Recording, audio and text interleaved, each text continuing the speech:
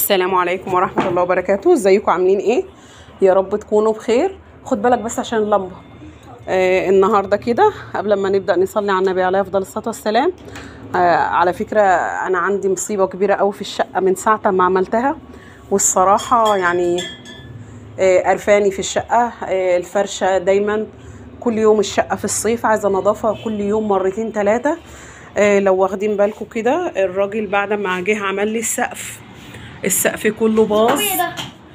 لو واخدين بالكم بصوا السقف اتقشر ازاي. دي الطبقة اللي هو الراجل عملها من فوق. فصراحة الوضع ده كان كل يوم والتاني. فما كنت عارفة، ما عارفاش انضف الشقة اساسا منه. فالحمد لله النهاردة كده بإذن الله هننضفه مع بعض.